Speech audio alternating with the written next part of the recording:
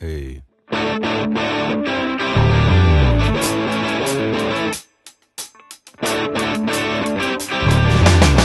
Jela celou noc a poslouchala Rolling Stones, jela celý den a poslouchala Bonnie M. Jela rychle krupě potu na čele, byla horká, spěchala do postele. Zvala z plných plic, když zahráli ji Patti Smith, nohy na plynu a cvičila si anglinu. Stála pozoru a poslouchala jeho kytaru, leželi u nohou a už se nemohl ani hnout. Taková situace, ani brečet se nechce.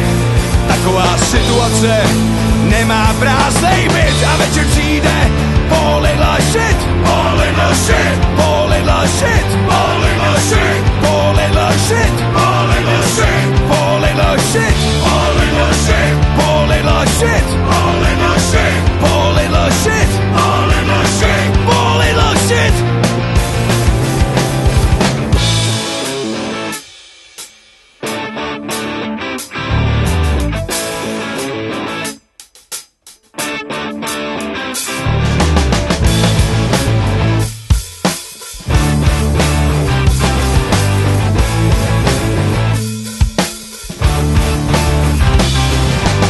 Prděla blahem, když stopnul si ji Bob Dylan. Trochu se zhrozila, když dal si ruce do týla. U hradu kostři řekla, bylo toho vážně dost. Sedačky sklopila a zapomněla poctivost. Zvala z plných plic, když zahráli ji Patti Smith, nohy nahoru a cvičila si vagínu. Stála pozoru a poslouchala jeho kytaru, leželi u nohou a už se nemohl ani hnout.